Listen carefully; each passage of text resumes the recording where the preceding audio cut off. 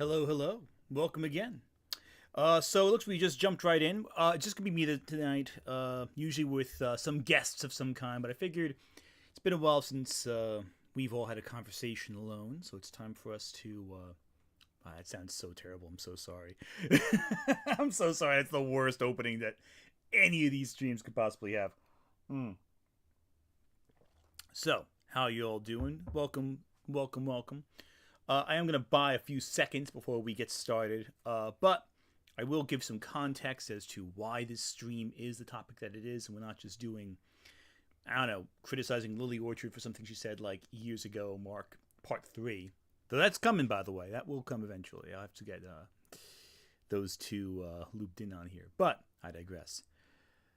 Um, yeah, so we should be. So basically, in case you haven't been on Twitter recently, which why would you? It's a hellscape of a website. My recent video on Stellar Blade caused a little bit of a controversy, a bit of a stir, a bit of a reaction, one might say. And I'm gonna bring up the thumbnail real quick for that particular video, just so I can have some visual key of what I'm talking about. My recent video, Gamers, Beauty, and Capitalism, caused quite a number of people to get very upset with me. Ah, here we go. Here's my lovely thumbnail. I'm actually very happy with how this turned out. Been really working on getting thumbnails looking good, and I love how all the characters and the name line up quite right. It's pretty nice. So we yes, we are still dead naming Twitter. It's the only thing it's acceptable to dead name. So yeah, my recent quite a number of you actually. The numbers just popped up in my feed. Quite a lot of people got very upset. I presume based on the thumbnail alone, because viewership from Twitter was not nearly as high as the response merited. I digress. I was hoping to get some rage attention, and I got the rage attention, but not really about the video itself. Now, if you're joining us right now, you do not have to have seen the video to follow along what we're going to be discussing, because we will be talking about things outside of the video itself. But if you have seen the video, you will have a benefit of understanding why some of the reactions I received were just so out of line, but I'll do my best to explain it anyway. The original video almost had me pull my stitches out laughing when you said traditional sexy characters front and center, and the sexy character ripped her mask off and exposed her demon teeth. Yes, I mean, I'm just saying. If that doesn't get you, then what will? I have no idea. Oh, man. Melina, right? That was Melina's face, I think, from Mortal Kombat 1 design specifically. Love that. I'm curious why people got mad too, Kami. Not Kami enough. Too pro-fan service. Not pro-fan service enough. That's the thing. A lot of people call me a communist for saying that capitalism is the reason why things happen in business. Which, I mean, it's not even like a socialist thing to say. Just capitalism is why businesses make decisions. That's how it is. I did see it, but I have the memory of a goldfish. That's fair enough. I know what it's like to make a video expecting the rage reaction to get the video, the traffic. Instead, people were too nice. They ruined my plan. Well, people weren't too nice to me. We'll get to that in a second. So, for those of you just joining in or you're seeing this video or stream out of context, my previous video essay focused on the game Stellar Blade, specifically why people are so up in arms about this particular game. The game has seemed to have dominated discussions on video games and everything for like the last several weeks. I didn't even know what the game was, really. I guess I knew about Project Eve, like someone had mentioned that, like maybe in conversation or passing, but not enough to really stick in my memory. And when all this controversy came out, I think around the State of Play trailer it was that really sparked everything off. People started obsessing over Eve from Stellar Blade, and quite frankly, I was kind of confused because she looks just like a Bayonetta or a 2B from Nier Automata, and I was just kind of going like, okay, what's the big deal? Just another attractive character. There'll be some controversy, but for whatever reason, this particular controversy really took off. Like, it really went wild in a way that I was not expecting, and frankly, still don't quite understand. And the reaction to my video saying, hey, I don't really get what the big deal is. This isn't anything new, yada, yada, yada. I talk about why video games have had this weird history with sexualized characters, and more specifically how both sides of the cultural discourse have been using Stellar Blade to emphasize their own points in a way that felt almost like a feedback loop of negativity that never really discussed what the game was actually about. And at the end of the day, I'm of the opinion that games should be fun. Games should be enjoyable. If you like a game, that's what's most important, right? But apparently, characters being attractive, that's the most important. Enjoying a little Johnny Walker Black Label, double black specifically. Not bad scotch if you guys are fond of scotches or what have you. I expect this character's clothes aren't just her hair, meaning Bayonetta's clothing is literally woven with her hair. I love that detail. And Bayonetta, I always loved how Bayonetta, like, her hair is her weapon. In the second game, she has like a short little, not a bob, but like a pixie cut. I love that. It's just such a fun detail. And it just shows how not seriously they take this game, but at the same time take it very seriously in terms of gameplay. Anyway, so I'm going to move this icon right down.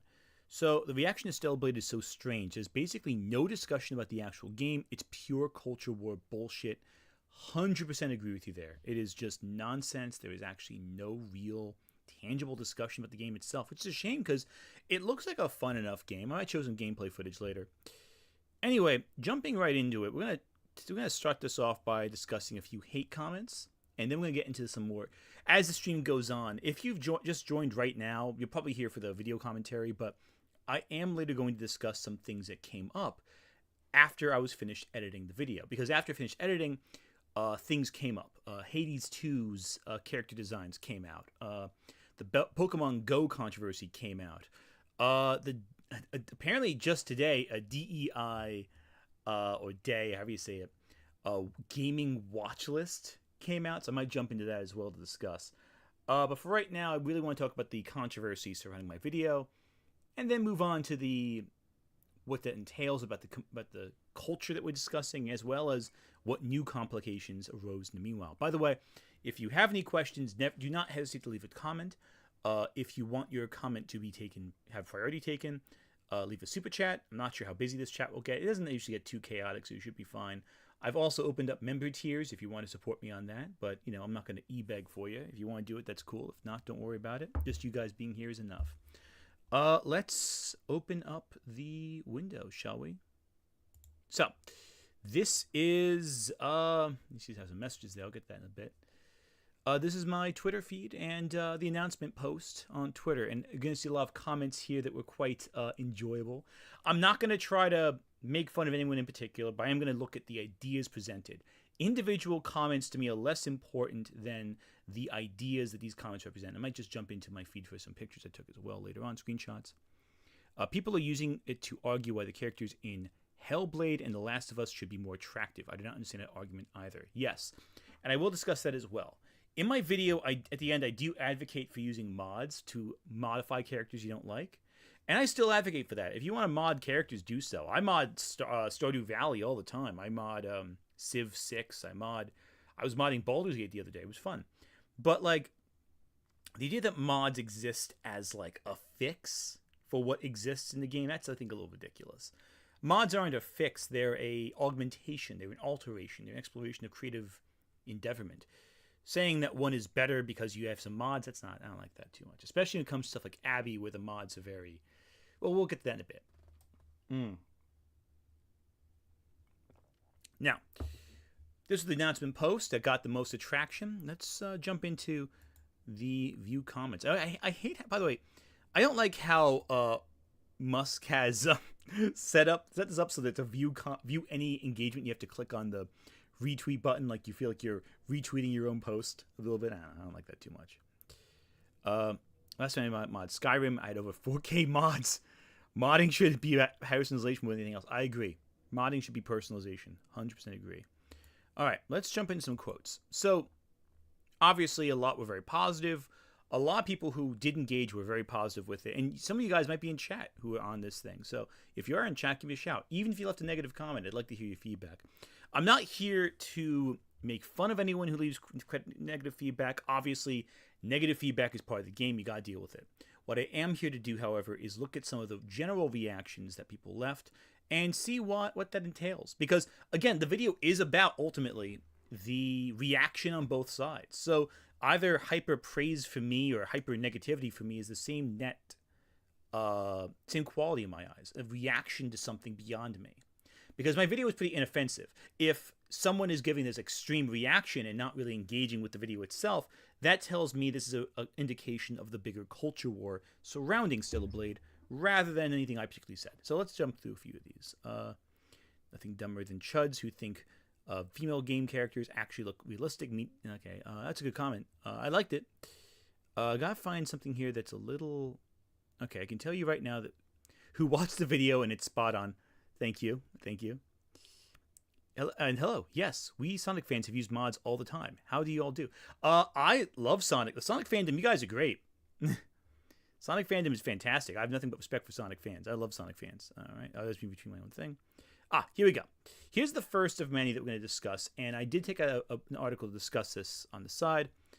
Doing this, bro, there's no ideology. It's just capitalism, song, and dance. Right after this happened is some next level delusion. Now, first off, this came out the 17th, this post they're referring to regarding the Pokemon Go avatars. Now, I finished editing this video the Tuesday before it came out. So that would have been... So if this post was the 17th, I finished it on the 16th. So the day before this came out. There would have been no time to add this into my script, no time to add it into the video. It was done. It was on YouTube, and I'm not re-uploading it after it's uploaded. I'm not going to lie. But I do want to talk about Pokemon Go. And I'm going to more in detail discuss it later. So let's put a pin on this comment and come back to it later. Because I do think it's interesting the reaction to Pokemon Go as well as what it entails. And there was some interesting discussion on Pokemon Go that I actually was incorrect about. And I will fully admit my mistake when we get there. First time I've heard about this Pokemon Go avatar thing. I just don't do obsessively online. Yeah, I don't get... I'm not big on Pokemon Go either. My spouse loves Pokemon Go. They love Pokemon Go, but I'm not a big Pokemon Go fan myself. So I guess we're doing the thing with the people that started this, pretend they didn't, and the frickin' chuds are having a normal one. So I guess in this case, I would be the chud. So, hi, how's it going? Welcome to the Chud Chat. Whenever you hear Chud, do you guys think of the movie Chud? Anyone ever see that movie Chud from the 80s? It was a cannibalistic humanoids underdeveloped something. It was an anagram or something, acronym. And it's like, has Daniel Stern from Home Alone. It has John Goodman's in it. It's like a goofy sci-fi film from the 80s. Anyone know what I'm talking about? It was like okay, but it was like a little too self-serious for my taste, but I digress. Okay, so this is actually something interesting. So, in my video, I do go into where the origin points for this big controversy come into play. And I could find two key origin points for the whole Stellar Blade controversy. One was the release of the trailer for Stellar Blade during the State of Play. And that got a lot of people's attention. I mean, there was some attention beforehand because of the developer's history, shift up and all that, but the State of Play trailer is where things really kicked off in full steam ahead, I think. And that was mainly right-wing, the people thirsting over her at first, saying this is the rebirth of gaming from the left-wing culture warriors, whatever. And a lot of thirsty guys, too, on the left. Myself included. I'm a very thirsty person. Case in point, I have a drink. But the other starting point is the left. And I will explain that real quick.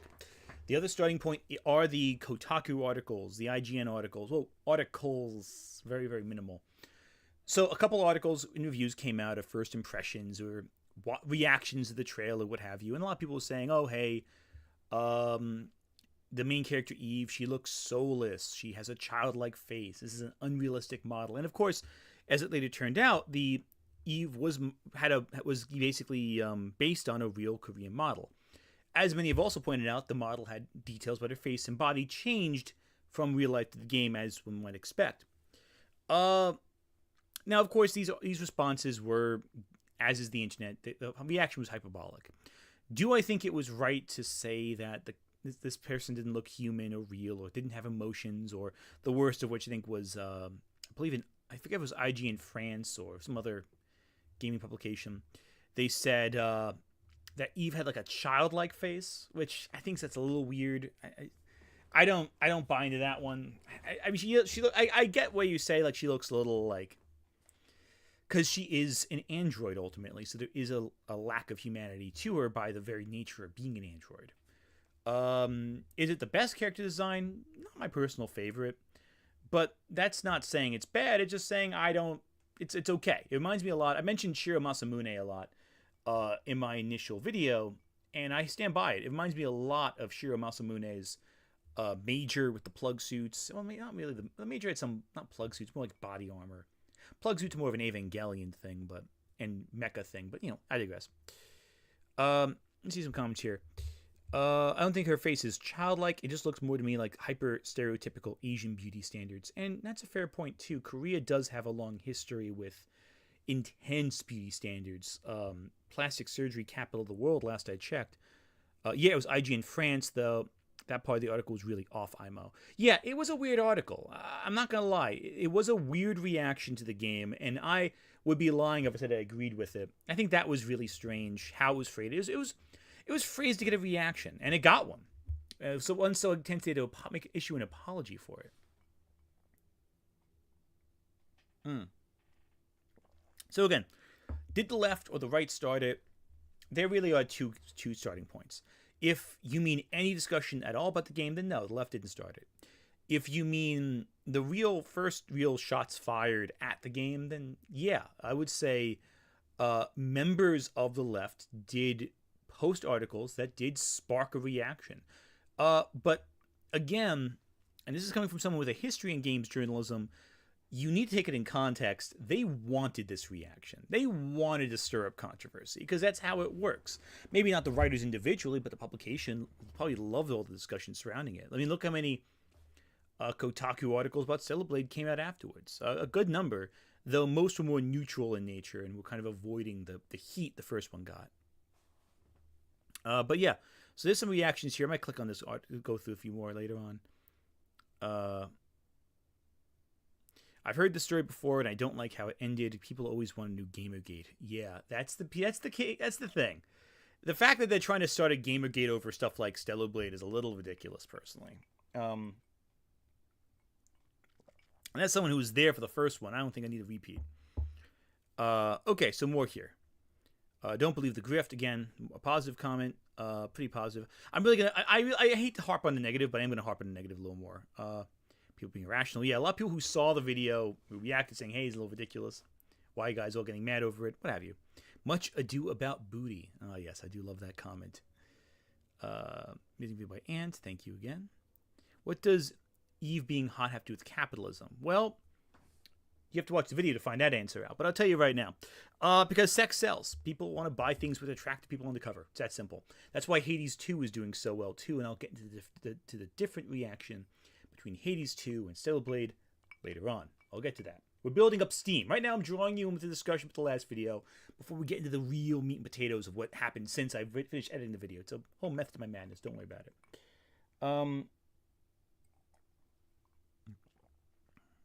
Okay. Seeing Eve's design makes me think of Widowmaker and Diva. Yeah, that's a fair point. Diva especially because of the plug suit, I'd say, right? Diva's a great... Overwatch is a great example, too, of very attractive characters coming out that I guess now would be called safe sexy. There was a whole controversy over Tracer's butt, too. Does anyone remember that? It was a whole big thing where people were outraged that... supposedly outraged that Tracer had a sexy pose. People were outraged by the outrage. And then Blizzard in their... Blizzard moves changed the pose to one that was just as provocative but slightly different, and both parties had a massive reaction to it. Pure manipulation of the public's interests, trying to exploit the controversy, quote unquote, for all the money it can get. And at the end of the day, who cared? It's Tracer. The people were more upset when Tracer turned out to be a lesbian than anything else. That was a fun day to be online. Heavenly Sword, though, great game. Well, pretty good game. So now you all pretend you never whined about this game. So here's the other thing too that was interesting. A lot of people started to act like I personally was whining about Stellar Blade, A, in the video, and B, on Twitter, which is not the case. I was just kind of confused by the reaction to it. So again, I still remember the advert for Like a Burger where the woman's eating on the beach and she's all sexy, and I'm like, why are we looking at women? I want to see that burger. Yeah, burgers are good. You know, there's a whole thing about how they shoot. I was going to say shoot. Another thing, how they shoot food in commercials. They do all these techniques to make the food look as appetizing as possible. Remember in college, my buddy, he was saying, why can't I ever get like whenever you buy Campbell's soup and you pour it in the bowl, it never looks as good in the commercials. And we were like, yeah, because they put rocks at the bottom of the soup to make the food bits float on top. You know. Also, they probably don't use Campbell's because Campbell's soup is terrible. Just make your own soup, people. Just make it from scratch. It's much better tasting that way and less salty. It was the look at my butt pose that just didn't fit her, and they gave her a new look at my butt pose that does fit her, and that's fair. You see, that's the thing. Tracer isn't really like a she's a show off, but not that kind of show off. So like she's more preppy and excitable and bouncy. That's the thing about Overwatch that bugged me. Like I love the characters in Overwatch, but like. The Blizzard's actions just really messed everything up, and I love those characters too. Like they're great characters, but I just can't feel good supporting Blizzard after everything. So now you all pretend you didn't whine about this game. So I never whined about this game. I barely even talked about this game. I barely acknowledged it. And basically by creating an argument for me, they could punch it down. Very simple. Hey, I subscribed thanks to my friend Nerdette Newsstand showing you off your recent video, which I completely agree with your points on. Yeah, she's recommended a few of my videos. She seems really cool. I'd love to talk to her one time. I just always like to talk to people in general. So if you're watching this, you want to have a conversation, we can do a collaboration thing. I don't know. Maybe I'll come on a stream. I always think it's cool talking to people who are very talented. That's my opinion. I think it's a really cool thing. Oh yeah, they bringing sexy back is what got me, since they still gotcha with that is widely accepted and has a curvy. Yeah, there's still tons of gotcha games that have curvy models in it. In fact, Shift Up has made those gotcha games. I don't like gotcha games personally, not because of the character models. I just don't like the getting a whale mentality. That's why I don't like Pokemon game or most mobile games for that matter. Leftists are so effortlessly smug about incorrect information. It's amazing. Here's the fun thing. I asked this user in particular. I'm gonna click on this real quick. What in the video do you feel is incorrect? They did not respond. There is no response. Couldn't tell me what else sounded so smug about, which is unfortunate. I really wanted to know, too. Okay. Here we go. Why are video games now filled with soft porn heroines with ridiculously large breasts? What? The Daily Telegraph. That explains it. Yeah, the Daily Telegraph is, yeah, they would write that headline. Yep, they would. Alright, so people are aimlessly angry based on what's feeling without any idea, engagement, or point on what they're actually... This is one right here I think is interesting. So, this right here was a big conversation I had with someone who got a ton of... Now, the thing about these kinds of these responses is that they gang up on you, no matter what you do. So, when you see the ratios, you know it's inflated, because they all jump, they have their Reddits, they have the Discords, they all jump on this thread, like, create a ratio, because that's the biggest thing you can think of, making a ratio on Twitter, like that matters.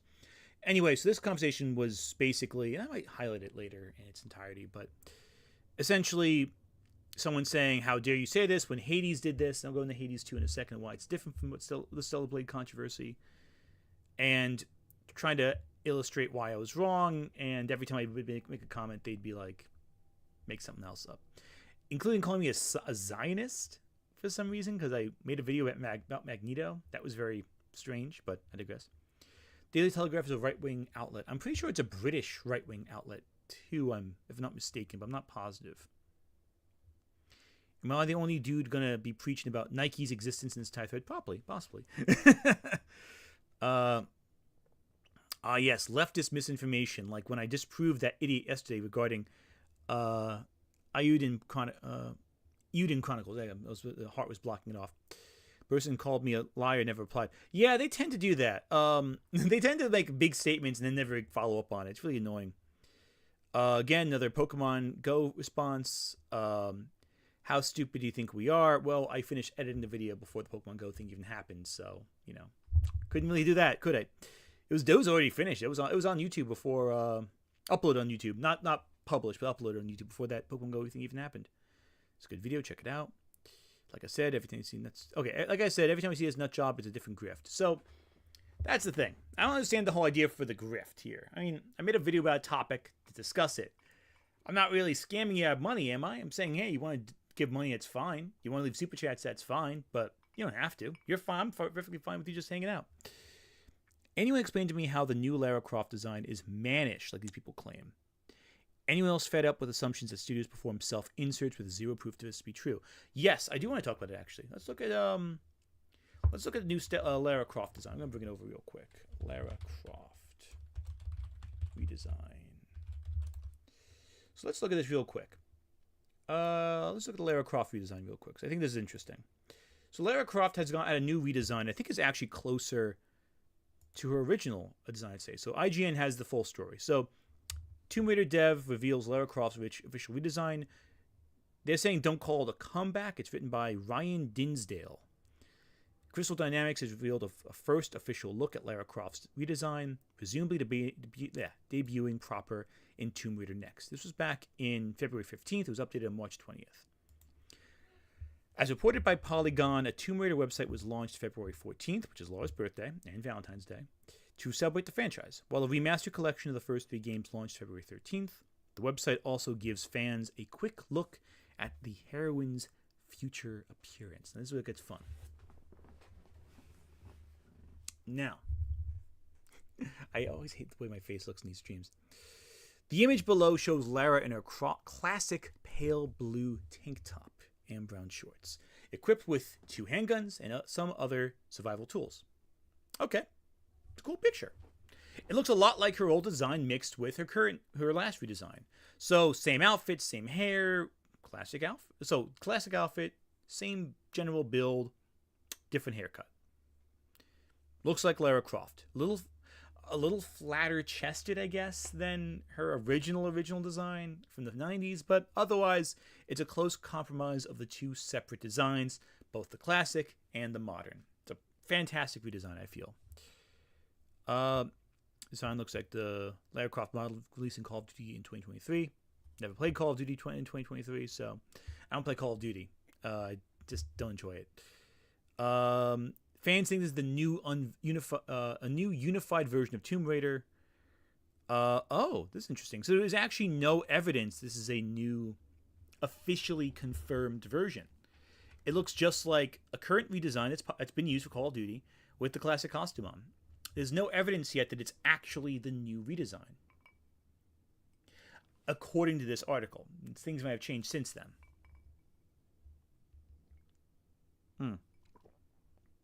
Yeah. Now let's compare this, of course, to the original. Oh wow, let's go away. To the original design for Tomb Raider. Let's go back. There's probably be some images here. Hopefully nothing too inappropriate or nothing AI driven anyway. Oh, here you go.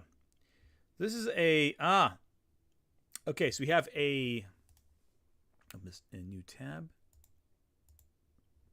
So here we have, I'm going to just minimize my face here. Move myself away here. In the corner right here so you can take a look at everything. So here we have the, I guess this is supposed to be the Chad, Eve, and the Virgin Lara Croft comparison, I guess. So, oh no, actually right here. Oh, I see now. I see. So this is actually taking the opposite approach I thought it was actually going to take. So, good character design versus bad.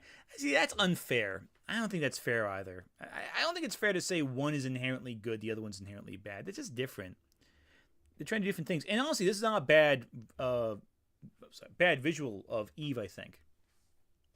I think her face really looks a lot of dimension there in here. A lot of, again, a little hyper perfect, whereas Lara Croft seems a little more rugged, but I digress. There's no defending this garbage after this. I don't know. I don't think Eve's character design's that bad. I think it's fine. I think people are just too hypersensitive over the reaction to Stellar Blade and Eve mostly.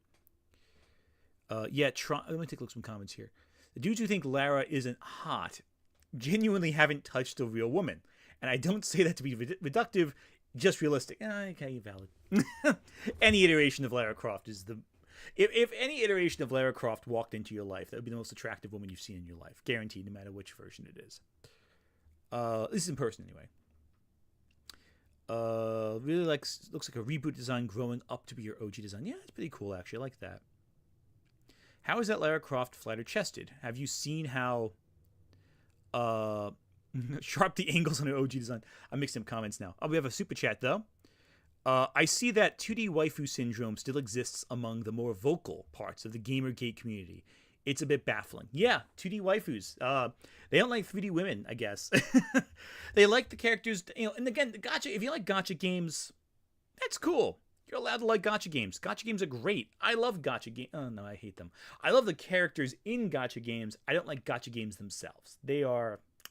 I almost overstep my own logic there. But I don't like them because I don't like the gambling aspect. But they love their 2D waifus. And again, listen, if you like anime, video game characters, that's fine. I mean, I'm still going to simp over Morgan Ainsland from Darkstalkers, but that's beside the point.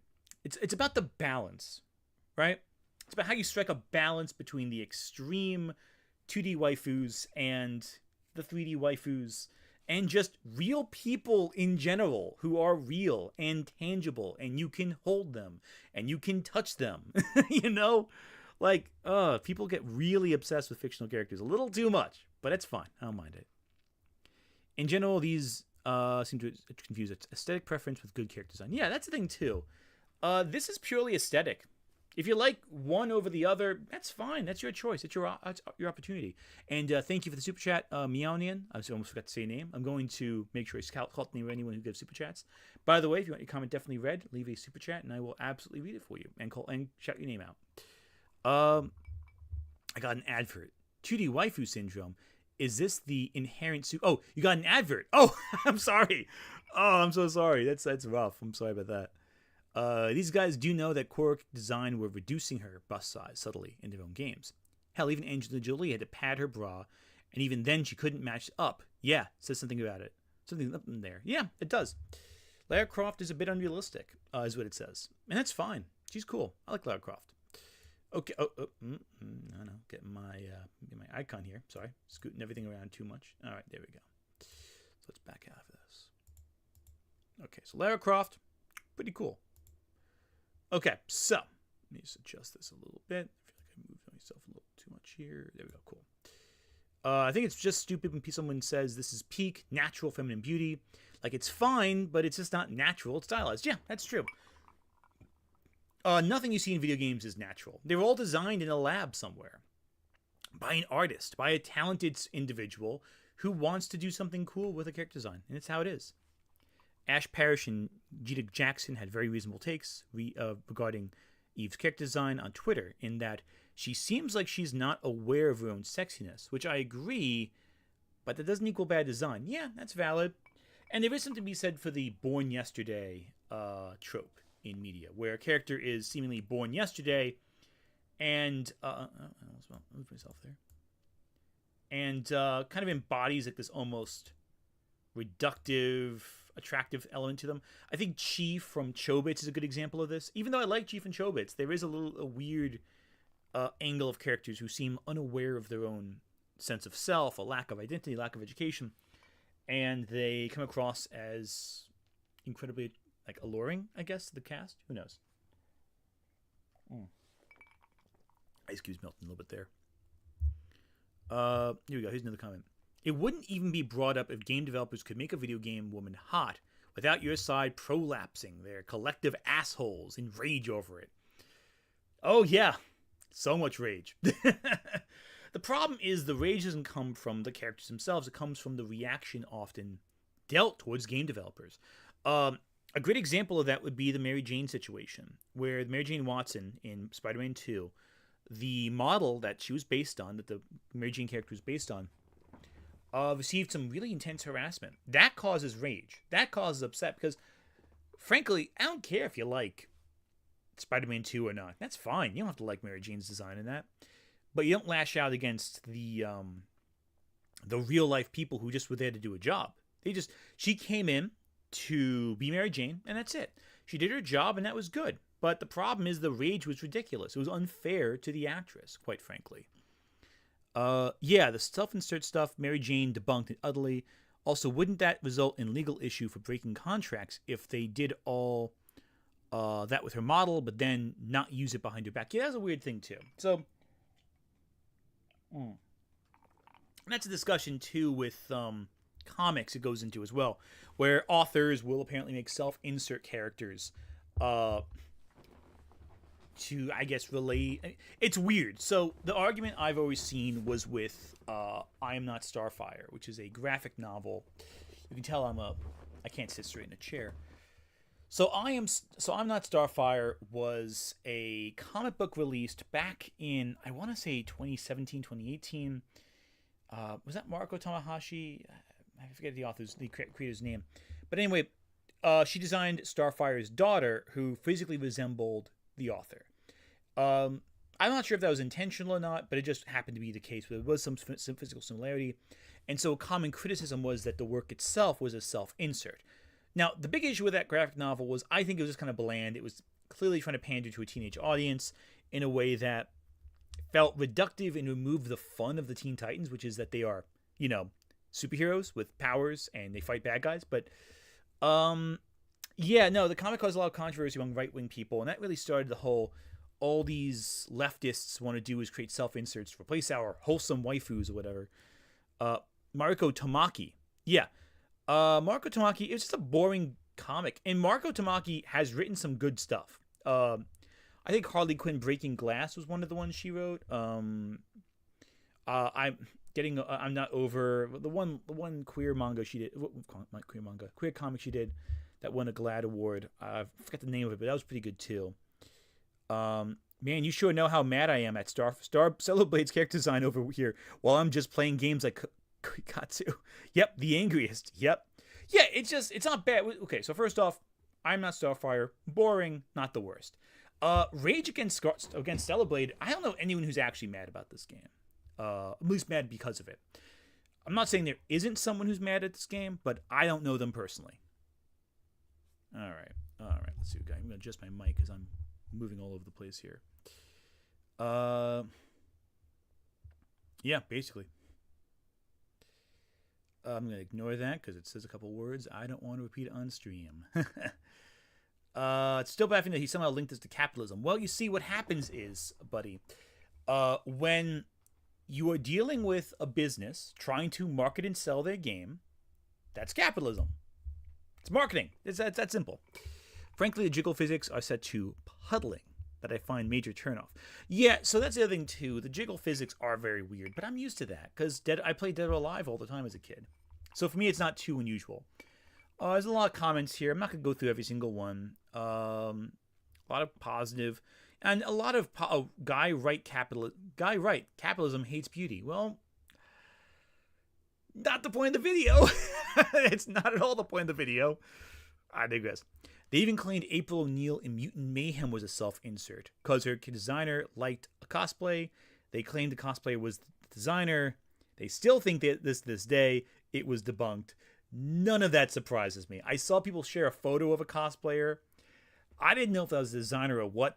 Because, look, the right-wing argument on Twitter is never very coherent. I mean, honestly, the left-wing argument also isn't very coherent sometimes, too. It's Twitter. People aren't very coherent. But that whole rage was obviously manufactured. People get mad at you for not gooning to Eve, which is so bizarre. She's too basic for me to go wild of. I mean, that's the thing, too, that's so funny. I actually said it was I like the character design. Multiple times. It was kind of wild, actually, how often I say, oh, it's not bad character design. It's actually pretty cool. But, people were quick to get angry. The designer was a dude. For April O'Neil, the design was a dude, or the designer was a dude for Eve? Because I wouldn't be surprised for either one. Oh, God. I'm not clicking that shit after the bullshit you pulled last year. No sex. Well, I don't know what you're referring to these to me specifically about, but I have always been very pro that topic. Granted, I wrote an entire one of my first videos about fan service and saying, well, it's too tame. So it's just like, oh, April O'Neil? Okay, cool. April O'Neil. These people are smoking something. I'd like to have some of it. Okay, so we get the idea. You get the idea. Not too much here. But again, a lot of the criticism was ultimately that I was somehow against beauty, or I was pulling these stunts right after some other stuff happened. So we got over the negative comments, responded to a few of the main criticisms. Right now, I feel like going over some of the new topics that happened in the intermediate time between those 2 points. More specifically, Hades 2 and Pokemon Go.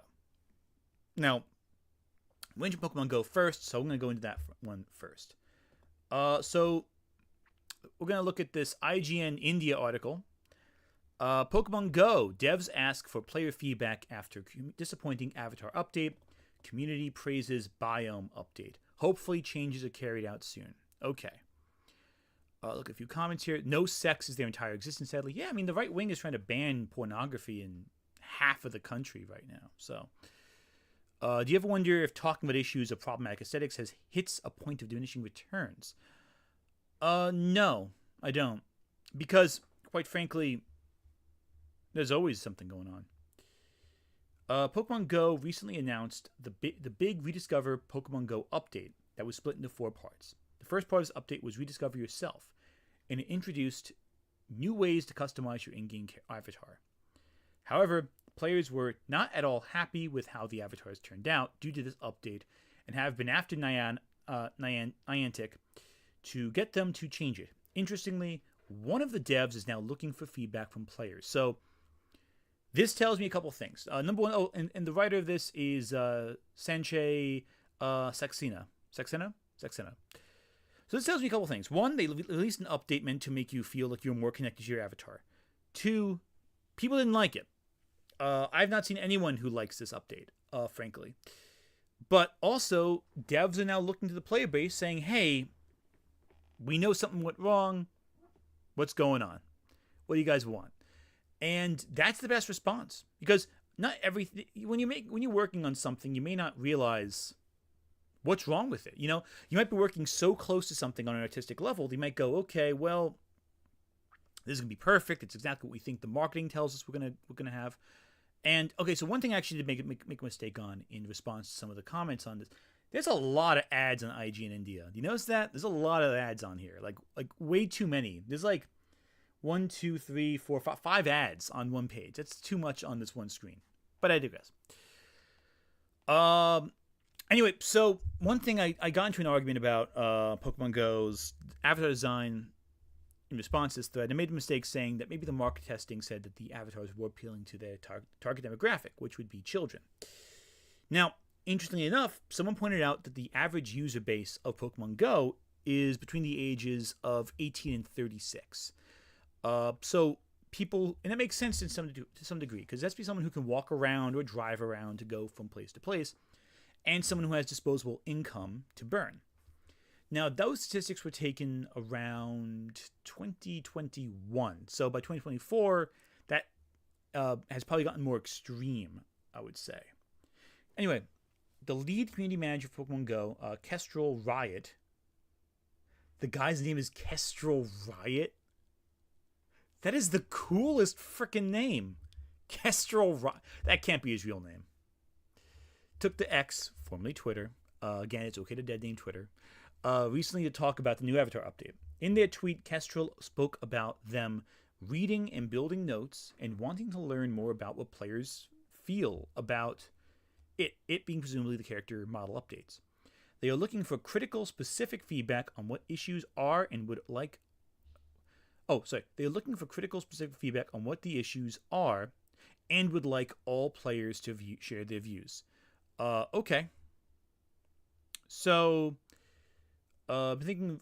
So Israel's direct response to avatars. Some caveats: cruelty gets ignored. Critical, specific feedback is on what isn't working is great. Saying what you like is just as important as what you don't like. I want both. So they're looking for constructive criticism. That's great. That's fantastic. I love that. I love that about this. So that's a sign that they're really listening to the player base. And that's great. I love the fact that Niantic is clearly listening to their player base. That's a good sign. I like that. It's positive. It's positive news overall.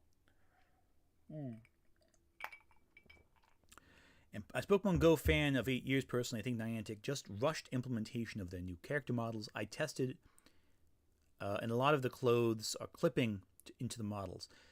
Yes, that's something I want to bring up as well. Because the rumor is, and this is from Game Rant, a website that I've written for in the past. Rumor, Pokemon Go's controversial avatar update was reportedly rushed. A new rumor suggests that the recent controversial change push for Pokemon Go's avatar system may have been rushed to release. This is 100% the case. I can see this being the case completely. So I'm going to read what it says right here. A recent rumor suggests that the highly controversial recent change to Pokemon Go's avatar system may have been significantly rushed, with speculation that the changes being reverted is unlikely. Wait, hang on. The speculation that the changes being reverted is unlikely. So what they're saying is they're not going to change it, but Niantic is looking for feedback. So I'm not sure if that makes sense. The massively popular monster catching mobile game has teased plenty of changes coming to the game as part of its Rediscover Go campaign. The major updates to the game are expected to focus around both player experience and the franchise's original yada yada yada. Newport suggesting the avatar changes were rushed out. Pokemon Go's recent avatar changes have been subject to significant criticism and backlash from fans. Many have criticized the new avatars for losing much of the flavor and appeal of the original avatars, calling them lifeless or feeling like they do not match the game's art style. Or, in the case of many people on Twitter, have put it so gently that they all look the same. There are no boobs. Is the criticism I'm seeing from various people who respond to my video, at least, so I speak. But so now a recent interview from one of the game's volunteer beta testers contains bad news from Pokemon Go fans. So beta testers, they rushed it. As you said there, Nufal Gavaldo seems rushed. They tested it and they rushed it and clipping in the clip models. Yeah. And there's other issues too. It could be programming. It could be just other issues. Oh, hang on one second.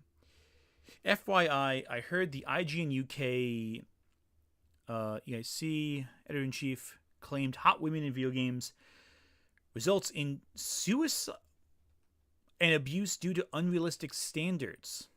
The latter claim men abuse women for not being that hot. Not sure if that is true. That sounds ridiculous. So, listen, there's one of two options. One, the editor-in-chief said something that ridiculous, and that was ridiculous of them to say, and they're wrong. They're just wrong. That's not. No. Two, it's a fake rumor made about the editor-in-chief, and that's also ridiculous. But both are ridiculous. There's no normal response to that. Yeah, it might cause insecurity. Here's the thing. Okay. No one takes the video game models of women that seriously. Now, the bigger issue is when real people are pressured into conforming to body type standards. And while video game models do reinforce these stereotypes, I don't see any reality where people are genuinely feeling insecure themselves because of a video game model that was made usually by an artist, always by an artist, looks unrealistic, unless it's made by an AI, which we're not getting into today. At least not yet, anyway. A Pokemon game being rushed? Yeah, it does happen sometimes. Sometimes Pokemon games do get rushed. Shocking, I know. Not being reverted probably means they're not going back to how it was, but they'll update based on feedback. That's what I think, too. That makes the most sense. I imagine what we'll probably see is a middle ground, right, between the two extremes. Because businesses ultimately want to make money. That's why they usually have these PR crisis teams, to react to feedback, to react to new things. So, I digress. If this is true, that makes me feel a journalist with that view hang on a second. If this is true, so this is again Robert Willing about the IGN editor-in-chief. If it is true, that makes me feel a journalist with that viewpoint at a high level on the company is disturbing. Again, that's a fair point. It is disturbing. If someone said that, and as you're pointing out, Bavin Tarson, larger systems beyond video games contribute to low self-esteem and negate negative body image. Yeah, again, the systems are larger than video games. It's a bigger conversation, in my opinion. It's not simply, oh, hey, video games are bad, even though video games do some messy things. It's more that these systems of influence, these systems of beauty standards, they are the bigger component, and that's the big issue. These systems, they influence people in a way that's very negative, that's very damaging, And it's model industry, it's the diet culture, it's television, movies. Gaming is just one component of that larger conversation, but because video games are artificial, because they are fabricated, because they are created, I think the standard is less, because no one believes that you can become Lara Croft. It's not possible. But you can become Angelina Jolie. There's a difference. At least in my opinion, anyway. And again, it's disturbing if someone in a high ranking of position says that. I've met some wacky gaming journalists and media journalists before. I say as a wacky gaming and someone who has worked as a journalist in media before. And I've kind of shied away from the industry because I just don't like the clickbaity nature. I don't like having what I'm saying dictated by an editor-in-chief. I like being my own boss when it comes to this conversation. It really bothered me for a while, some of the editorial mandates I was receiving when working with, say, CBR or what have you. It's not fun. But I digress. It's sad that in a game about catching fictional animals, they're so worried about how sexy their avatar is. Yeah, again, it's a game about capturing Pokemon. Who cares what your avatar looks like? I personally don't care. A lot of people do care, but that's why I don't play Pokemon Go. I do like the fun stuff in the Pokemon games where you can design your own model, but I don't. This doesn't affect me too much. I feel like I got hair in my face. I hate when that happens. Don't you hate when that happens? Okay, so that's that controversy. And yeah, it was a big deal. It was a big point. People were really upset by Pokemon Go's avatar updates. I'll never understand. Okay, so from Cinemageddon Reviews, I'll never understand how Persona 5 is one of the wokest games I ever played, yet Chuds coincidentally never said anything about it, probably because it has characters they can... Well, I think the issue is a little different. I think the reason they don't talk about Persona 5 is because they didn't finish it. I think a lot of these guys don't even play the game to talk about it. That's the thing, too, with Stellar Blade, I won't get back to. Does anyone else feel like the whole controversy was whipped up because they want to sell PS5s? I think about it. The PS5 isn't selling that well. That's not a secret. PC gaming has been doing quite well, and the Switch doing quite well. PS5 not so much. I think about for every 5 people who played Baldur's Gate 3 this last year, 1 played Spider-Man 2, or 1 bought Spider-Man 2. That seems wild to me, doesn't it? So you got a former Xbox PS5 game, now PS5 exclusive. No more PC launch, just PS5 exclusive. Stirs up a bunch of controversy. People are now talking about buying Stellar's Blade just for the PS5, or PS5 just for the Stellar's Blade. PS5 exclusive. Let me show you a couple of these memes I found. A couple of memes, no big deal. And here's something too that was interesting as well. I want to discuss. Actually, it's more interesting than just whether or not it's my conspiracy theories about Stellar Blade 5.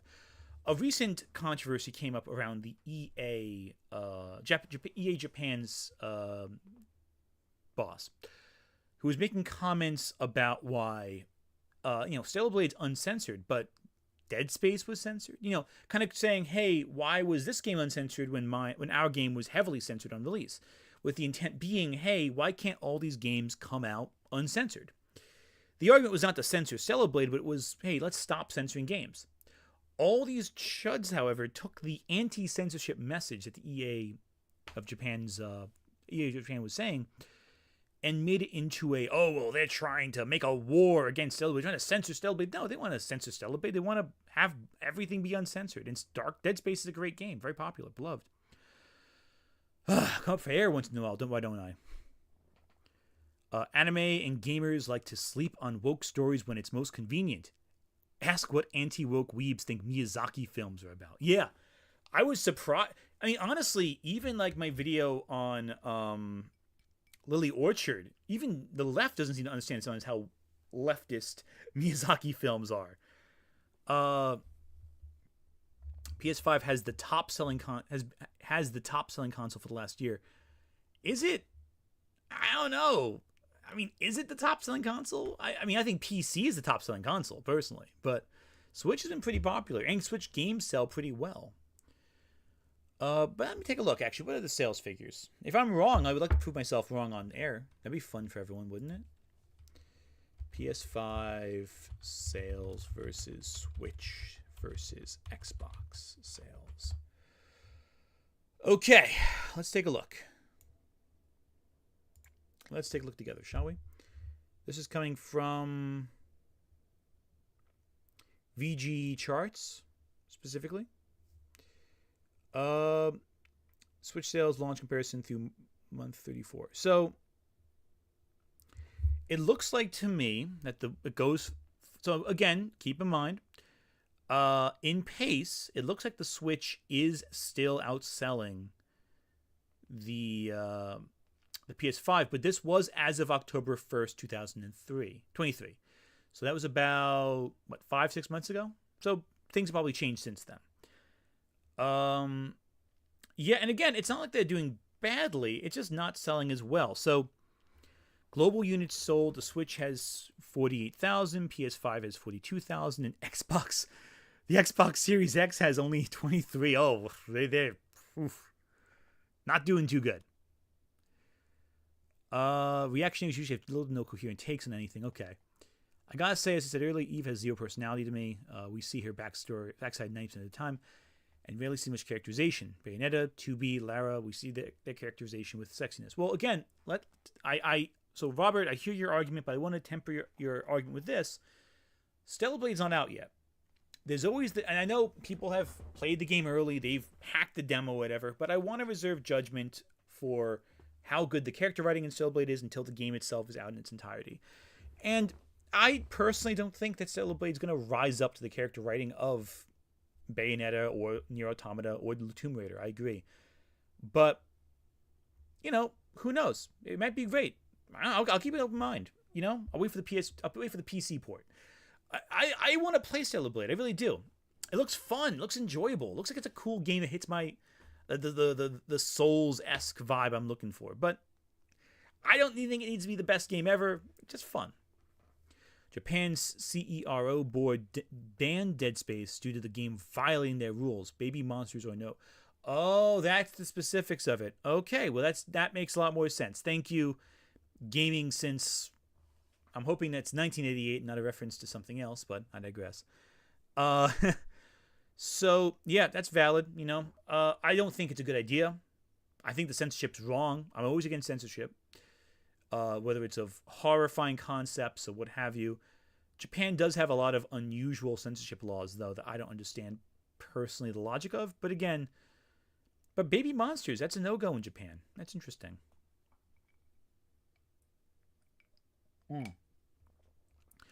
Also, keep in mind the Switch is old and a handheld, not a home console. Yeah, I mean, it could be both. Switch is a handheld and a home console. That definitely helps with its marketability, though. That's a big boost in its favor. That's why the Switch is doing so well. Yeah, current console gen is not great for Sony and really bad for Yeah, I didn't realize how bad it was for Microsoft, if I'm being honest with you. Oh, that's rough, man. Oh, that's bad. PC isn't a gaming-focused platform. Most PC gamers have been playing same games for the last 20 years. Oh, yeah, that's valid. They're all playing Team Fortress 2 or, whatever. Demo was really fun. About $70. I don't know about $70 fun. Yeah, that's the thing too. I'll wait for it to go on sale. I don't need It's very hard for me to want to pay full price for a game, especially nowadays. Though Hades 2 might be one of them I play. I'm going to get to Hades 2 in a bit. Don't you worry. I'll get to the Hades 2 controversy and maybe give a tier list of what I think of all the attractive characters in Hades 2. Oh, I love Hades. Oh, it's such a great game for bisexuals. Sailblade is likely going to be as bad remembered as Valkyrie Wild. Yeah, that's valid. I mean, it could be better. You don't know. Listen, weirder things have happened with games. Some games have become great despite being mediocre on release. I don't see the Switch is just a handheld with the ability to connect the TV. Yeah, that's fair. Okay, so let's talk about Hades 2 and these Kotaku articles, shall we? Everyone wants to talk about this. This was the big thing. This was the one that erupted the entire Twitter when I uploaded my video. So, I had no idea. This article came out the same day as my video. Oh, I love it though. Oh, look how great Hades 2 looks great. I can't wait for that game. I love Hades 1, but that game ate up too much of my time. I'll tell you that right now. Oh yeah. So year over year, the PS5 is actually selling more units than the PS4 for the same months, which means this growth despite COVID. And that's okay. Going back to my theory about Stellar Blade 2 for a second. Yeah, Stellar Blade 1, Stellar Blade 2. Stellar Blade. Yeah, I think that's a big thing. I think Stellar Blade is positioned to help the PS5 grow. And you know what? Good for Sony. If they could use Stellar Blade's success to launch, some more consoles, that's good for them. But you have to admit, it does make you recontextualize some of the controversy. How much of it was stirred up by the business side, And they got to be loving all this. They got to be loving this whole discourse. Fans are doing the marketing for them. There is no amount of money a company can put in to pay for good word of mouth. That's what I'm thinking.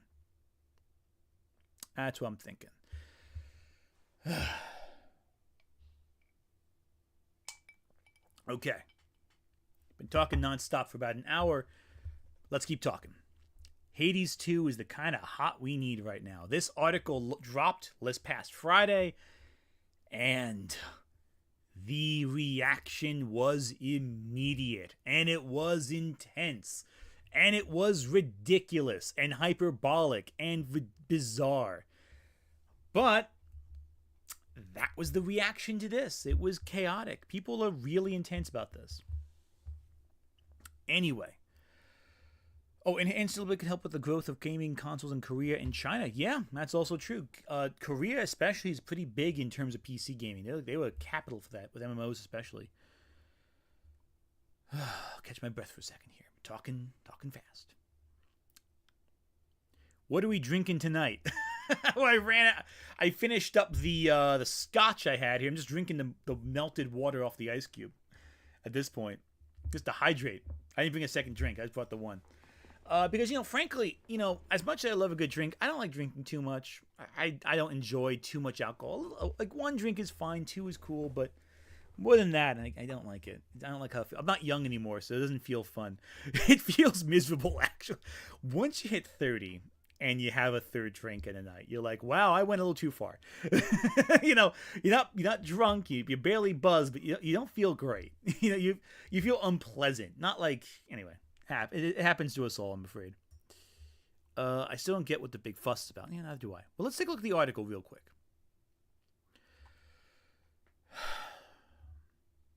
Okay. I'm going to just read this as I go. I'm gonna make the font a little bigger for everyone.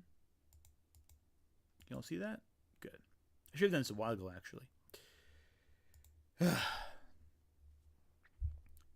Hades. Supergiant Games' award-winning 2020 roguelike was renowned for its excellent combat, beautiful art style, entrancing music, and very, very hot characters. You'd expect a game about Greek gods who are purposely attractive, so the normies of ancient Greece had something to aspire towards, to include a ton of hot characters, but Hades managed to exceed expectations. And from what we've seen in Hades 2's technical test, and Supergiant's latest gameplay stream, it looks like the sequel will be even hotter. Take that, cancel pigs. Okay, you didn't need the last bit. Okay. Now here's the thing I do agree with right here, this next paragraph. Despite what certain corners of the internet might believe, there isn't a lack of attractive people in modern video games. Baldur's Gate 3 set a Game of the Year award record, and that game was full of hotties, especially Karlach. Karlach is the best. Some might say it's Shadowheart, but they're wrong. It's Karlach. Karlach is the hottest girl because she can physically light you on fire just by touching her. One might say, okay, you get the idea. I love Baldur's Gate 3. Anyone who has seen any video where I mention Baldur's Gate 3 knows I love Karlach because she hits every single checkbox for me in terms of, oh, she's so great. Love her. Anyway, but when it comes to something like, here's where the problems kick in. And Kotaku, listen, Kotaku, I have a lot of respect for journalists because they got to do, they have an unforgiving job. They have to write content that sells clicks. They got to do it. It's thankless. They get attacked, harassed all the time. But you are deliberately stirring up controversy with this last bit. You're kicking the can a little bit. But when compared to something like Stellar Blade's Eve's the standard bearer for the latest gamer culture war, the manner in which Hades depicts its characters and their attractiveness is fundamentally different. Yes and no. And this is why I don't like this part. This is where it starts to bug me. Because you are starting an argument by comparing two brands of sexy. Listen, you ever see that meme about the artists where they're like, "Oh man, my art isn't," where it's an artist meme, but it's like comparing art to like cakes, and a baker saying, "Oh man, my cake is not as good as the other. It doesn't look as sweet as the other person's cake." And then the audience comes and goes, "Wow, 2 cakes." That's this. Stellar Blade and Hades 2, they're 2 cakes. They're 2 separate pieces of art with 2 separate appeals, 2 separate concepts. And they both look great. They both look fun. They both accomplish the thing they set out to do. Stellar Blade tries doing the sci-fi aesthetic. Hades 2 has its aesthetic, and it works. Stellar Blade 2 is also a game primarily made for the heterosexuals. Hades is clearly made for bisexuals. It's a very different experience. But again, like, it's kind of lame to say, like, these 2 games that aren't out yet, we can accurately compare the 2. They're not the same. They're different games. Okay. Let's keep going. Maybe the article gets better. I actually didn't read the whole article. I only got to the first 2 paragraphs for streaming. So I'm going to be just as surprised as you are after this point. But I have a feeling the way this is going. Here's a little look at Hades 2. Looks kind of cool. I can't wait for Hades. Oh, is that Hades 2 or is it something else? Yeah, it looks like Hades. Yeah, it looks like Hades 1, actually. No, it doesn't. Actually, it doesn't look like that. It's Hades 2. Anyway, I digress. Alright, so, understanding Hades' hotness.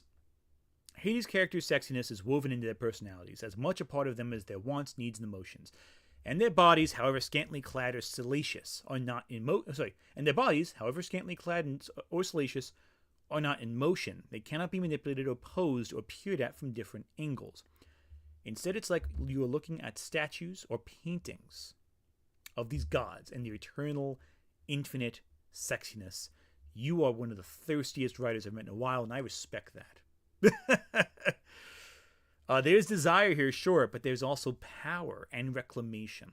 There is longing, because you want to get a tiny little taste of their beauty. The concept of look, don't touch is incredibly sexy. It's part of why strip clubs, many of which have strict rules on touching the performances, are lucrative. Okay, you lost me there a little bit. Strip clubs are the... You can't say strip clubs are great and then make fun of Stellar Blade because Eve is posing. It's the same concept.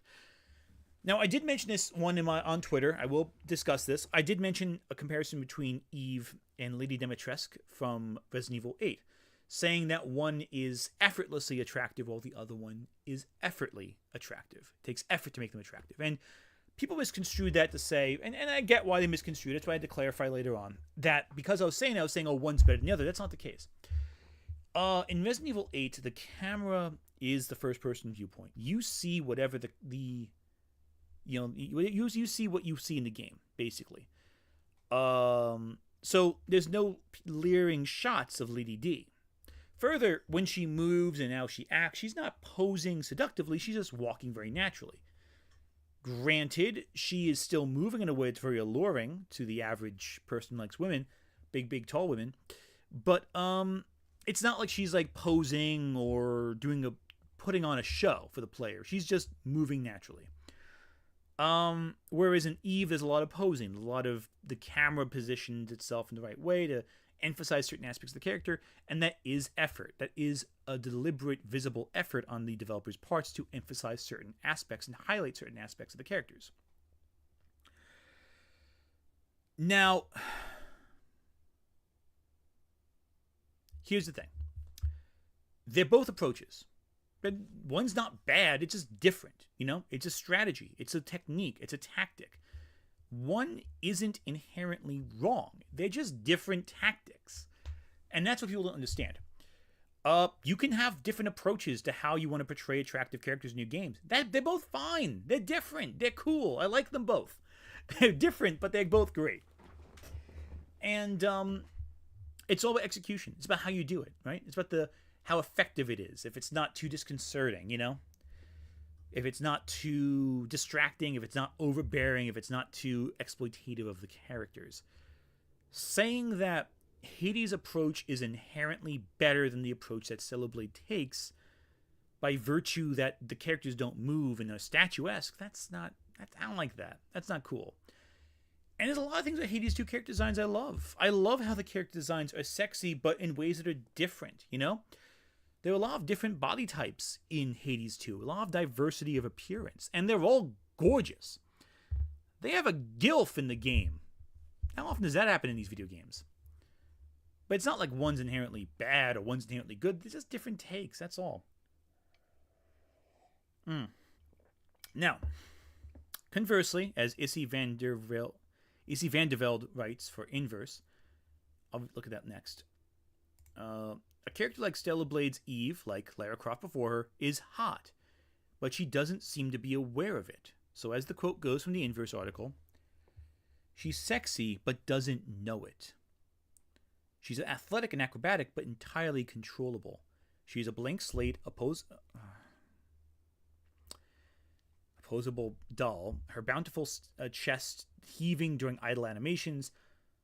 Unlike Bayonetta, whose sexiness is folded into her personality and fighting style, Eve is just blandly attractive. Eve is the object of desire, not the owner of it. And I don't like that criticism, personally. Now, in the context of the game, maybe the game will turn out to be very bland. I haven't played it, so I can't tell you.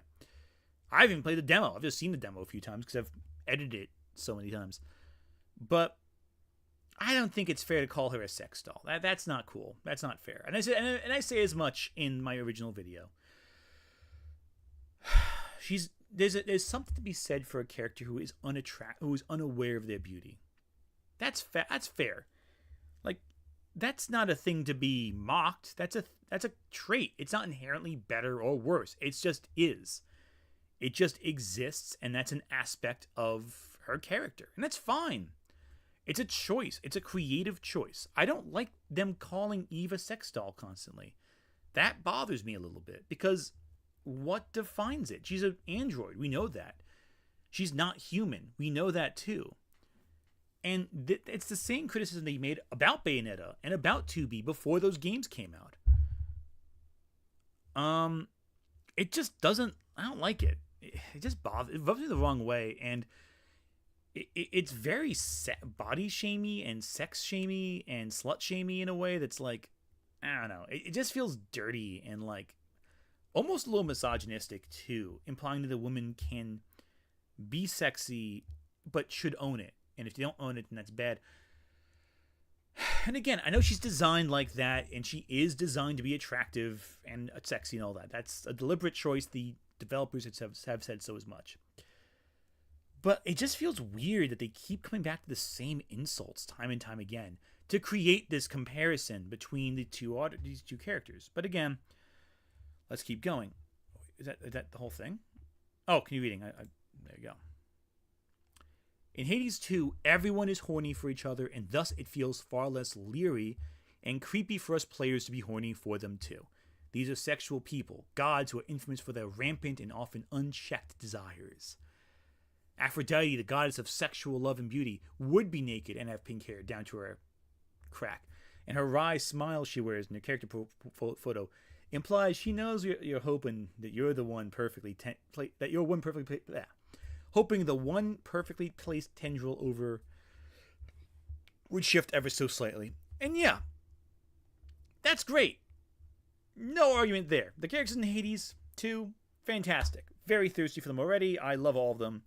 I even love, and it's not just simply, it's not simply Aphrodite. Okay, the next paragraph goes into this too. I'll just read that. But while Aphrodite embodies a more traditional idea of sexiness, which, by the way, is subjective, look how many of us are thirsting over Walter Goggins' noseless ghoul in the Fallout series. Hades 2 includes all different body types. Kinds of hot. Like Baldur's Gate 3, there's a variety of sexiness on display here, from the burly bareness of Hephaestus, whose presence here suggests a more inclusive approach to body types in the first game, which I appreciate. Hephaestus is also very attractive, very beautiful design. I love that design.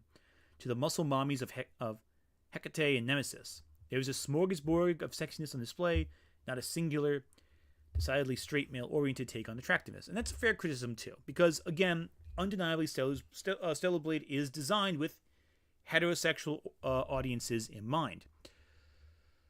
That being said, that's not inherently a bad thing. It's just a choice. My preferences are more for Hades 2. I think Hades 2 is what I would prefer to look at.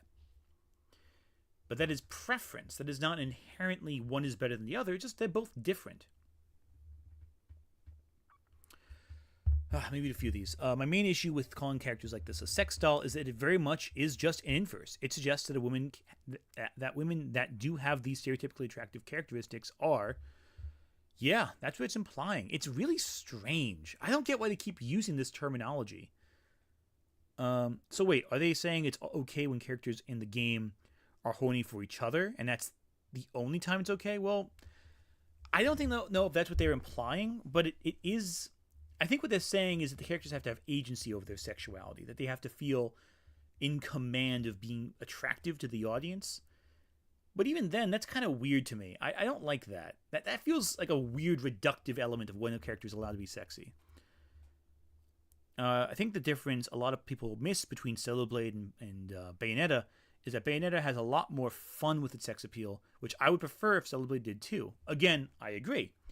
Bayonetta is fun. Bayonetta is very fun. It is cheesecakey and goofy, and I love that. I love because of the enjoyment the developers and people involved clearly had making the character, that is infectious. That joy is infectious. And I prefer that too. Again, but it's a preference. It's not an objective saying one is better than the other. It's saying, I prefer it this way. And that's good. I like that. But preference is not the same thing as a rule, you know? Okay.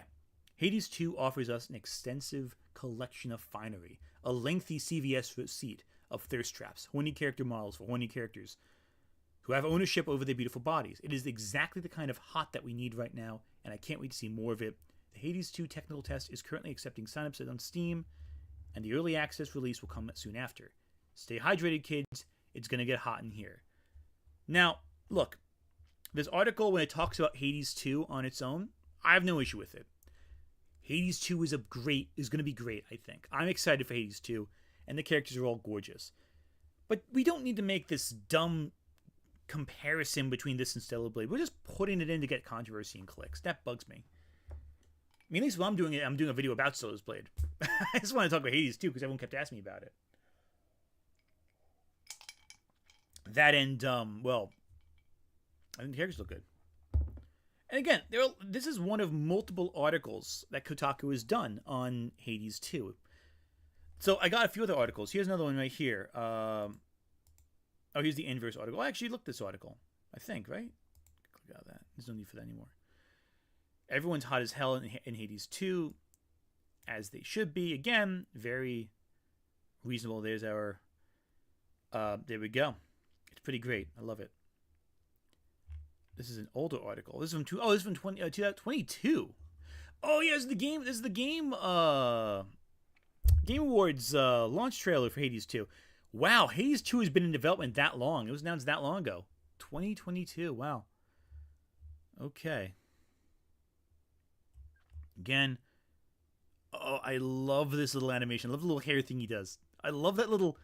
Oh, it's so cool. I can't do my hair. My hair's not that good, but oh my god, it's so cool.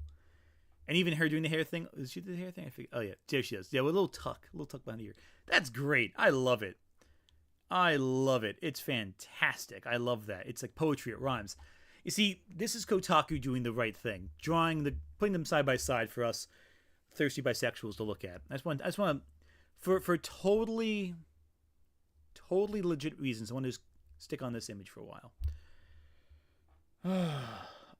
Yeah, these games are fun. These games are great, and there's nothing wrong with me just moving my avatar a little bit to the side here so I can make sure I get this. Oh, there we go. That's good. There we go. Perfect. Yes, wholesome reasons why it's here. Totally wholesome, normal reasons. So yeah, Hades 2 characters, they're great. I love the characters in Hades 2 so far. But again, trick becomes why do we do this? Why do we draw comparisons between art and art? And I find it funny because Hades 2 has been talked about for much longer, but now it's being dragged into this Stellar Blade controversy. Hades 2 already had its audience. We already knew how attractive the characters are. Look at all those like smash or pass videos where they just do like Hades 1 characters nonstop. You know, Zagreus, they're just great characters. Megara and Zagreus and everyone. Okay, go wait there. The Hades 2 trailer is fantastic. I'm just drawing a blank. Supergiant Games doing a great job with this. But again, there was an article, another one I found right here. Here's one that's interesting, though. Hades 2 is addressing the first game's lack of body diversity. So this is one thing I do want to talk about for a second. I do think it's very interesting how Hades 2 is really embracing body diversity. And with Hephaestus especially, we have a bear, like a pure-blown bear, who's in a wheelchair, has a leg amputated, has an artificial leg. I think that's really great because it does show a diversity of attractive body types. One issue I do have with a lot of the more stereotypical games is how it's only just the one type of body, the one type of person, the one type of physicality that we see on display there. And that's a little reductive. It's a little exhausting, I feel.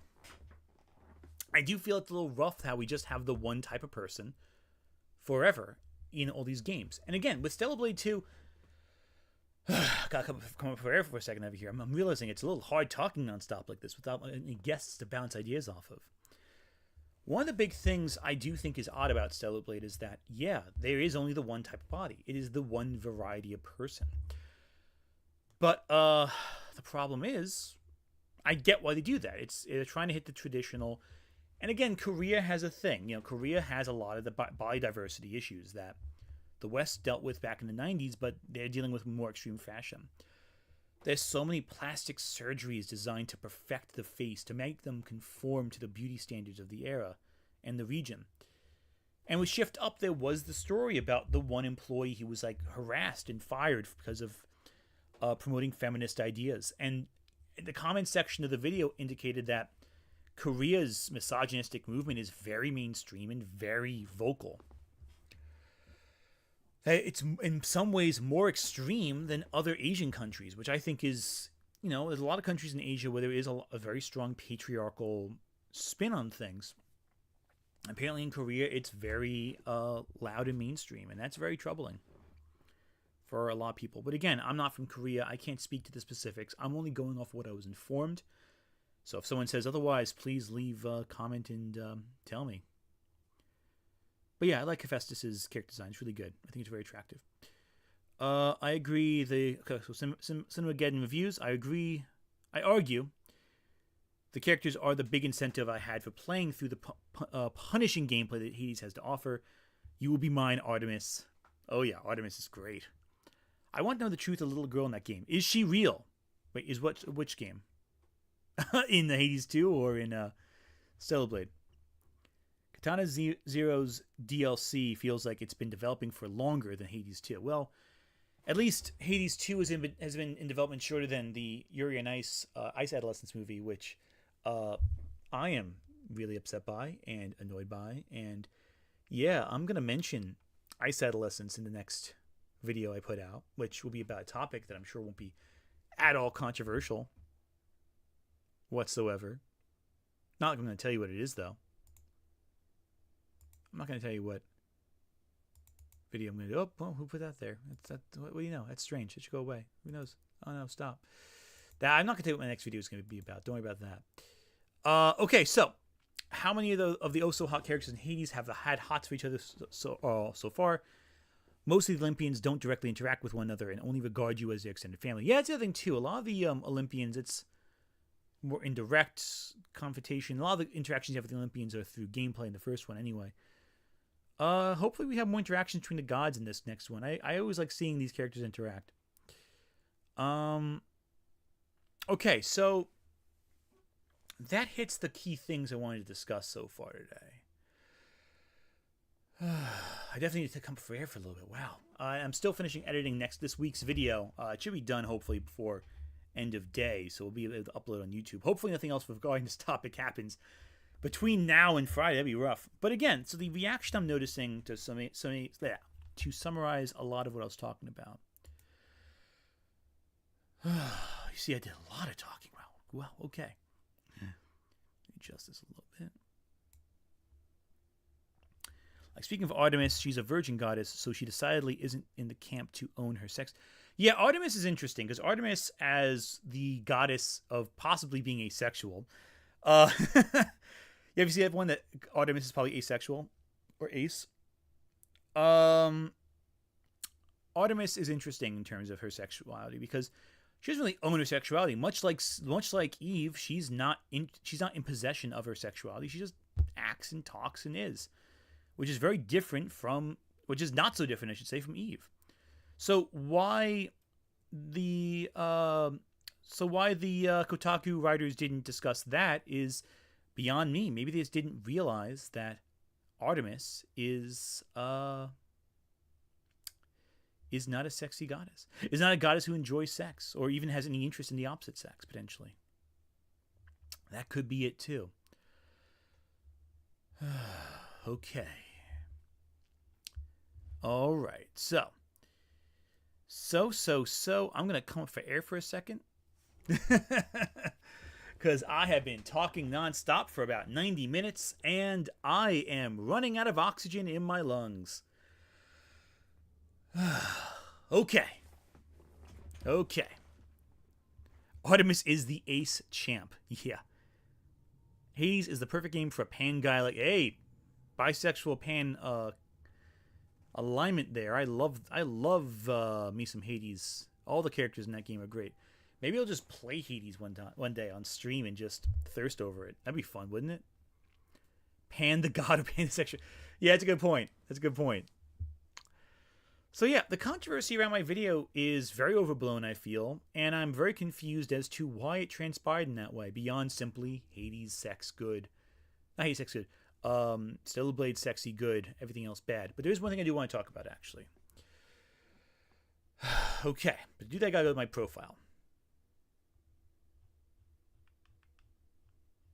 Oh, by the way, my friend Felix, I don't think they're on the stream right now, but Felix here has a new book coming out, Farzana's Spite. It's pretty good. I'm reading the advanced reader copy of it right now.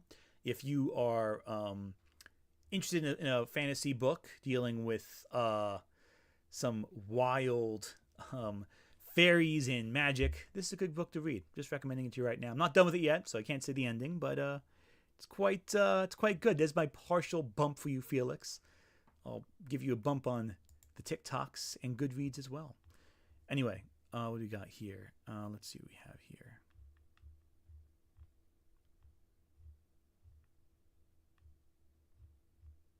Forget it. Not important. Yeah, so there was apparently should do a tier list or a smash or pass for the characters. Just don't destroy the world like Monarch did. Yeah, I was thinking of Monarch, actually, with the whole bisexuals with this game. Yeah, no, I absolutely would do a smash or pass for Hades characters or characters in general. Maybe I'll have my friends who I've had on stream here before make a playlist, make a PowerPoint of characters I would smash or pass, and go from there. See how that turns out. If anyone's interested in seeing that. But yeah, no, the controversy I was going to mention right now is that I can't find it on my Twitter, but I'll figure it out later. So,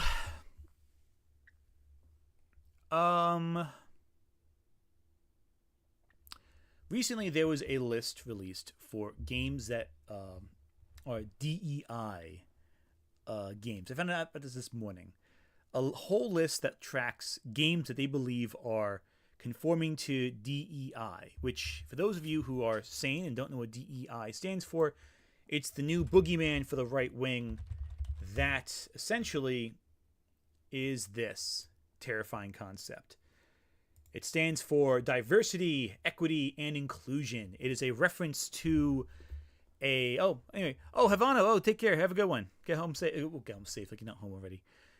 Diversity, equity, and inclusion. It is essentially stands for the idea that companies have to include measures to protect their employees, to protect their essentially their interests at the companies that they work for, whatever. And it's about recruiting and supporting workers of various backgrounds and gender identities. And the right wing has taken this to interpret it as uncharitably, of course, removing all context of the original meaning to highlight that companies that do not enforce diversity, equity, and inclusion standards are not given investment dollars from investors, because rightfully investors assume that a company does not abide by DEI will have a scandal sooner or later. There'll be employees coming forward about workplace harassment. It is just like CRT. It's another nonsense acronym that deals with diversity, it deals with inclusion, that the right wing doesn't fully understand, and they're acting as though it is some measure to destroy American culture. Who knows? My lips are very chapped from talking so much. Let me just get this real quick. Anyway, so yeah, that is what they're afraid of. And they're attacking games that they believe abide by diversity, equity, and inclusion standards, because they're convinced that these standards that deal with workplace harassment affects the creative output of companies. DEI sounds like DUI. Much too close. Yeah, DUI. Yeah, it's not DUI, it's DEY, but I can see that. How does hiring practices affect the content of a game or other media? It doesn't. It has no impact at all. The only impact is that investors will be hesitant to invest in companies that actively refuse to protect workers against workplace harassment, even if superficially. And keep in mind, a lot of these DII companies, like, say, Activision Blizzard, don't exactly have a great reputation when it comes to protecting employees from workplace harassment. They just say they do. So, that's a key thing to keep in mind. Just because they say they're enforcing DEI and all that does not mean they are actually enforcing DEI. And again, the recent thing with the Life is Strange 2 controversies. If you haven't seen that, Life is Strange 2 had a recent controversy there. So even if the output of the game is... even if the game is...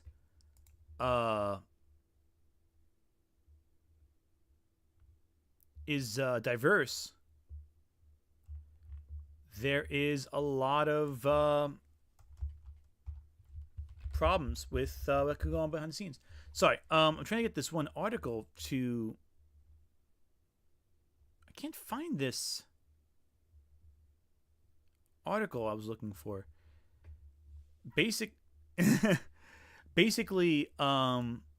Life is Strange 2, the developers behind Life is Strange 2, there was a whole big expose that came out recently discussing the practices behind the scenes there. A lot of developers were finding secret hidden Hitler allusions in the coding of the game, like tropes and references to Hitler, and led them to kind of have an internal investigation of the company and realize there was a lot of internalized misogyny, a lot of internalized homophobia that came to the surface, essentially. of the public and the press leaked it. If I find the article, I'll post it on online, on Twitter, or what have you. But it was a very interesting article that was going into the company culture there with Square Enix and all that. Isn't EGC another phrase that's highlighted as the right to... Oh, it's ESG. Yeah, someone else pointed out. Yeah, and these are all terms that they're finding nowadays. They've existed for years. These aren't new terms. It's like CRT. Existed for years and years and years and years and years before the right wing ever found out about it. And it never affected anything that they had before. These are all standards that were in play a very long time before any of these guys ever got on the scene. So, it's a lot of, pardon my language, it's a lot of bullshit. A lot of bullshit about nothing. Is what it comes down to. People just reacting and not knowing what they're talking about. Anyway, so the thing is, they released a list of games that they believed were conforming to DEI standards to track and prevent people from playing them, to tell them, hey, don't play this game, it's bad because this arbitrary reason that we've attached to it. Same thing with Sweet Baby Inc., which I just don't care about. I don't care about Sweet Baby Inc. It's a consulting company. Who cares? They're not making the game. They're offering consultation. The companies can accept or deny it if they want. They're in charge ultimately. Life is Strange True Colors had a trans woman character who was cut because Square Enix didn't want any more gay characters. Yeah, that sounds about right. That sounds like Square Enix. Oh, man. Anyway, this is just hypocrisy on the right's part, because they'll complain about the left creating lists. Like, there was a list that came out around the time that Harry Potter Hogwarts Legacy came out of streamers who were playing Hogwarts Legacy. The idea of it was that if you're a trans person and you don't want to support a streamer who plays a game like Hogwarts Legacy, you don't have to. Here's a list of players to do it. And I didn't like this list because I felt like it could be exploited, and if someone wanted to like dox someone or create a false rumor about someone, they could easily exploit the list to do so. And beyond that, I think there's a lot of problematic elements to lists of players in general. So I wasn't in support of it, but I also get the intentions behind why it was made. And I get the idea behind this. You don't want to play, you want to make a list of games you don't want to play. There's the intentionality of it. But it's going to be used by people who want to harass the developers, harass models. Look what happened with the Mary Jane model. She got harassed just because they put her in the Spider-Man 2 got in the limelights. They got in their targets, their crosshairs. Imagine the intensity that a DEI game, a marker which, by the way, has no application on the creative output of a company. Imagine the crosshairs going in there. It'd be ridiculous. It's going to be terrible.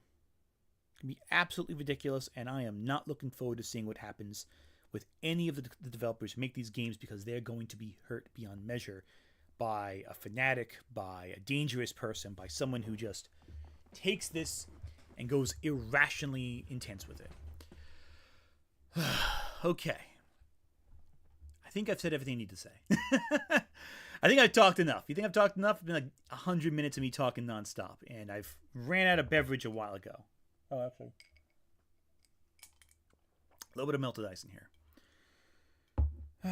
So I'm going to just respond to a couple comments, anything left, and then I think I'll close it off shortly after, I think. That'd be good. Yeah, I'm getting a little worn out. I need to get some tea. My throat is parched from talking so much. And Square Enix refers to Life is Strange as those gay games. Yeah, that's fair.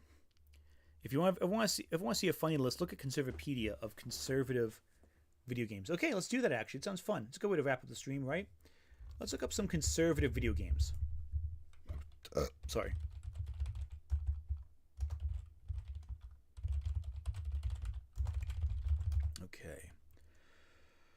Okay, here we go. Here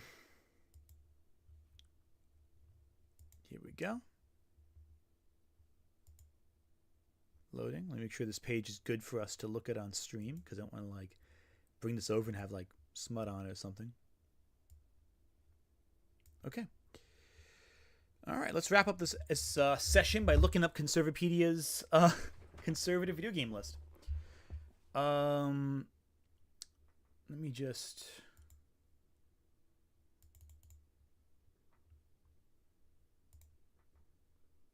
All right, move it over slightly. Move my face down too, so you can see it a little more clearly. A video game is an electronic. Okay, we know what a video game is. We don't have to do that. I'm not gonna. Okay, after that, I'm still gonna do this till we're done. Some of the criticisms of video games are that they're often addictive and promote liberal talking points and ideas. Oh, they're addictive and liberal. Oh no, that's the worst right there. That's a danger to society. By exploiting addiction, one article says that the global video game market is to reach $293.2 billion by 2027. Okay. Additionally, another article states in 2022 in Japan that 70% of children between ages 6 and 12 spend more than 4 hours a day gaming. Okay, that's a big deal if so. Up from 9% in 2017. As to liberality, oh boy, we're really playing with gas here, aren't we? Video games, even ones exported to Russia, promote the homosexual agenda. Contrary to the policy of Russia and elsewhere. Wasn't this American? This is an American website, right? Why do we care what Russia thinks? Oh my god. Violent video games are particularly addictive for boys and young men. A mild and vague correlation has been made regarding young mass murderers owning said video games. Oh no. This is like worse than the freaking stuff during the 90s. But this has not been proven or supported by proper evidence. Additionally, video games are associated with dropping out of school. And the video game industry is criticized for exploiting its workers. I love how that's the last thing they mention. The homosexual agenda. Dropping out of school. Violent actions. Exploiting its workers. Kind of little hiding the lead, burying the lead there, aren't you, buddy? Okay. Okay, so nature of video games. Let's look at the list of video games here.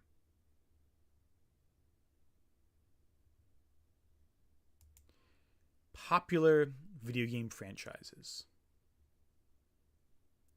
I'll bet money that Hatred's on the list. Hatred's I love the controversy with Hatred. It was so much fun.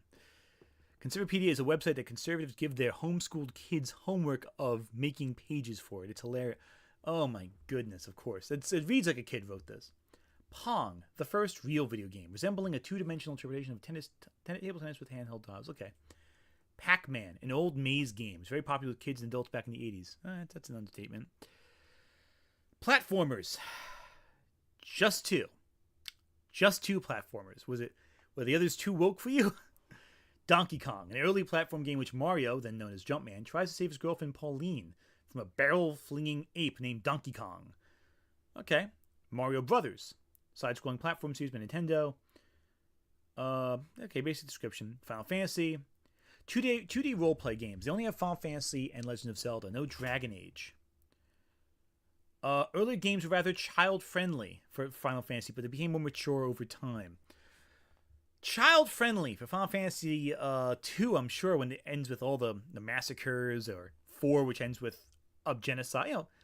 Just fun for kids. First-person roleplay. What? First-person roleplay? These aren't first-person games. They're over-the-shoulder games. Most Assassin's Creed's not first-person, is it? I don't remember it being first-person. That's not the original ones. Yeah, no, I don't. Okay, Mass Effect. That can be first-person, but it's not really. Tomb Raider definitely isn't first-person. Yeah, Cloud cross-dresses. That's a good point. They don't specify which Zelda or Final Fantasy games. Just Final Fantasy and Zelda. Above and below. What does above and below mean? Does that refer to as above, so below? The magical idea that when you change something on top, it must be changed. For every action, it must be an equally opposite but equally powerful reaction? Is that the idea? Do they think Mass Effect's an FPS game? Like, you can go into a first-person mode, I think, over the shoulder. It's been a while since I played Mass Effect, so I forget. But, like, it's an RPG, and it's not a first-person game by any means. Like, at all. Not even remotely, but okay. Here we go. First-person shooters. Call of Duty, of course. Half-Life and Half-Life 2. Physics engine at the time. Yeah, again, you have to talk about the source engine, especially Half-Life 2. Halo. A trilogy of games. Well, not anymore, baby. Not anymore. Halo's not a trilogy. I mean, I think Mass Effect. No, Mass Effect 3 had a first-person, like a vehicle mode. I think it's over-the-shoulder shooting. I think at best, but I think there was like a first-person mode where you're on the vehicle going across certain planets in Mass Effect 3. It's been a while since I played it. I vaguely remember that, but I might be confusing it with something else.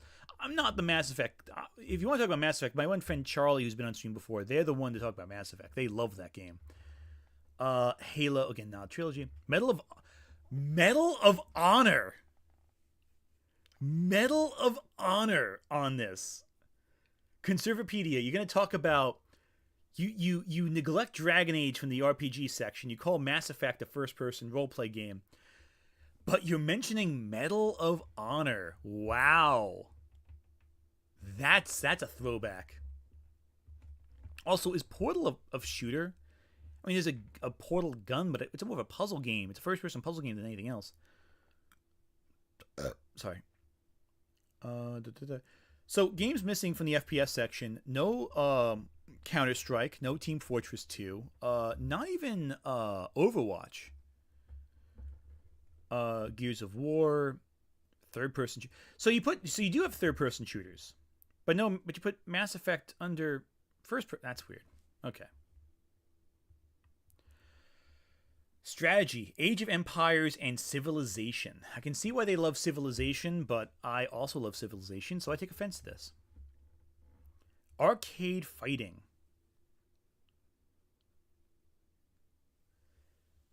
Oh yeah, no Doom. Yeah, good point. Where's Doom? I guess Demons in Hell are too scary for conservatives to talk about.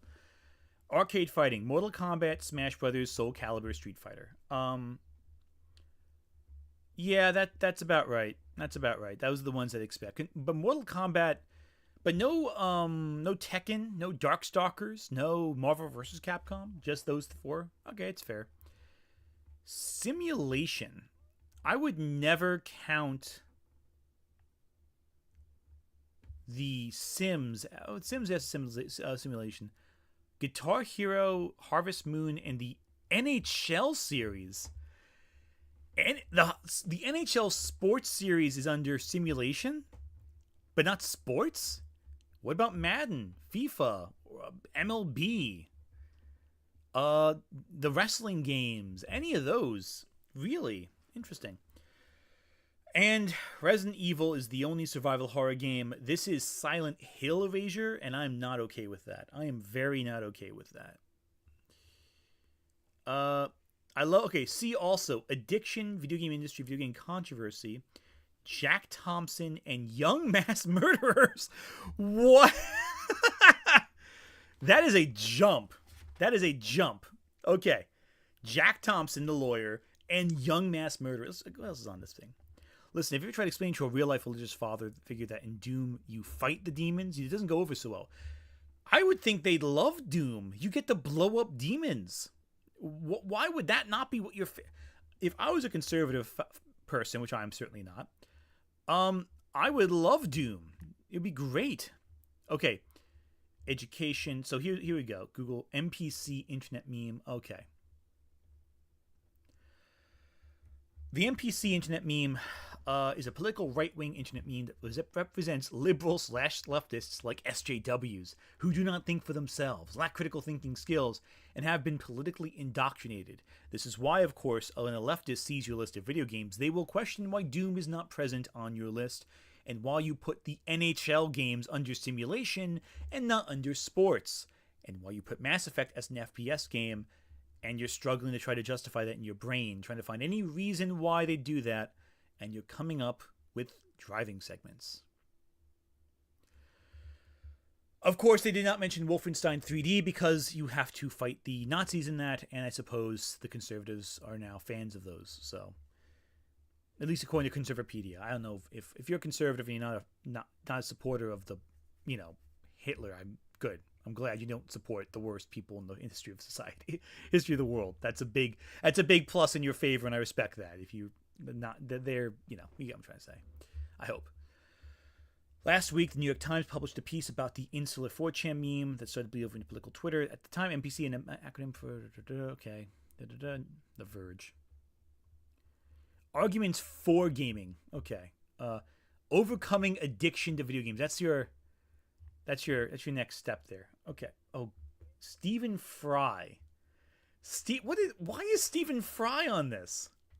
What did Stephen Fry do for video game? Was he in some game? Maybe he was in a game. I don't know. Okay, here we go. Here's the caption here says, the atheist Stephen Fry said, I do enjoy video gaming. In the early days of games, I would spend hours. I mean, literally, I would be 4 a.m. and I would say, God, I have to be at work at 6. See, irreligion, video game usage and obesity, and atheism and obesity. What? Those are what you associate with Stephen Fry? That's your go-to? Oh my goodness. Okay. See young mass murderers and their connection to video games. What is this website? Okay, video games have been accused of being linked to murderers by young people and other violence, stress-induced health problems. See, unexpected heart attacks, atheism, obesity, and sexual immorality. Several prominent murderers in recent years were inspired by video games. Young mass murderer Adam Lanza was immersed in a perverse gaming world. Oh my goodness, I don't know who Adam Lanza is. Like, maybe he was inspired by video games. He was probably out of his mind. I don't know anything about the guy, so I can't speak to that. Maybe I'll look it up later. Look up how Adam Lanza is. I only have this website to go off of, and considering their tireless devotion to journalistic integrity, I'm sure they're accurate. I will not stand for... Yeah. Stephen Fry did nothing to deserve being written like this. Unbeknownst to many, the video game industry is partially subsidized by taxpayers, even in conservative Texas. Because they... Yeah, okay. A lot of companies are subsidized by taxes. In 2015, a spat broke out between video game and the film industries about the millions they would receive from the government. Well, if you think that's bad, you should look at all the conservative politicians who took PPO loans from the government during the COVID pandemic that were then pardoned, and they basically walked away with all the money. You would hate that. Adam Lanza was Sandy Hook. Oh, Sandy Hook. Oh, Adam Lanza was Sandy Hook. Oh, okay. I didn't realize that. I forgot his name. Oh, God. Yeah, no, that was horrible. Oh, yeah, no, he's a monster. 100%. 100%. Oh, yeah, thank you. I forgot about that one. I remember Sandy Hook, but I forgot that was the person's name. I tend to remember the devastation they caused, not always the monster. PPP loans. I'm sorry, not PPO loan. What's PPO? I don't know what that stands for. Is it paid time off? I don't know. Maybe I'm being wishful thinking on my part. It's absolutely stupid. If we're looking for correlation between being a conservative, it's probably high up the two. Yeah, again, a lot of serial killers were conservatives. Ted Bundy was a conservative. But then again, John Wayne Gacy was a Democrat. Which I guess is also, Democrats are basically conservatives. What I'm talking about. It's centrist philosophy more than conservative, but more than I am. The state of Utah. They're showing children. Really, you're gonna make fun of you're gonna body shame a child. That's a jerk move. And a girl, you're gonna body shame a young girl. That's screwed up. Obesity. Yeah, of course, people who aren't physically active are gonna maybe not be physically fit, but that's not really. That's not a big. It's whatever. The other factors at play here too. Maybe if we had more places we could walk around to, maybe make cities more walkable, include more trains, so public transport, so you can go around, but you cut off all those trains, didn't you? Well, that's a whole discussion the other day. The new study of 2020, irreligion. Oh, of course, the big thing, they're obsessed with obesity. They're really obsessed with it. That's really strange. What the heck is Exergame? Oh, Exergame. Oh, so like Dance Dance Revolution, exercise and gaming integration. They're really obsessed with kids' body mass in this. This is really strange. This is a weird worldview and really creepy.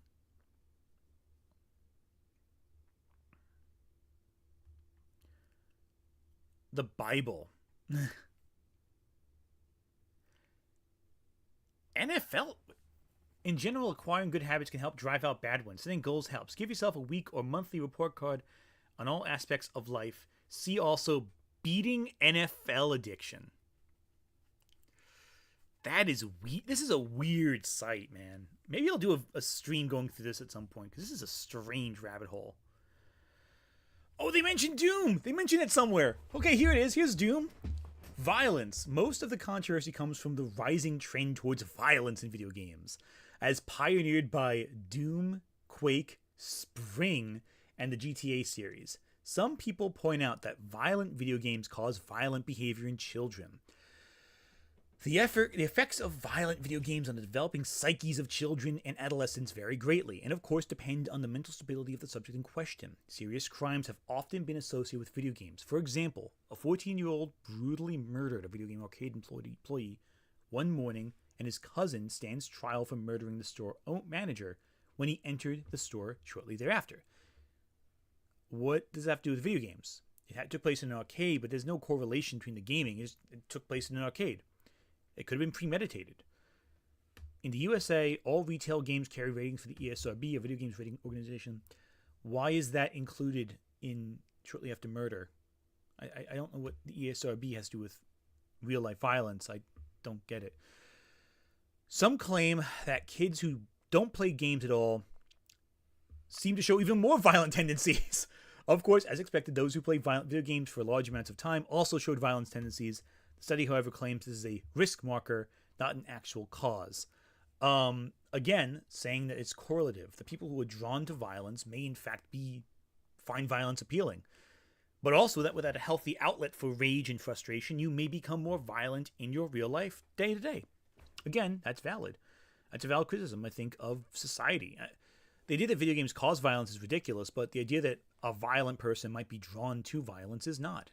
But there's no causality. It's just correlative information. Again, even they say it. It is vital to keep in mind that correlation does not equal causation. Again, fair.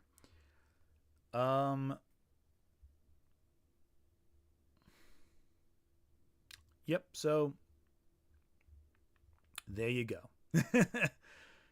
There you go. Oh, and of course, then they talk about faith in video games, including Left Behind, Eternal Forces, Black and White, Heaven and Hell, Xenogears, Okami, the Tales series, especially Tales of Symphonia, and Final Fantasy with religion in terms of video games.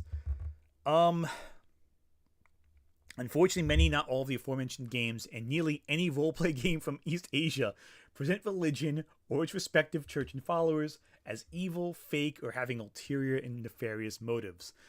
Wow, a game talking about how the church has ulterior motives.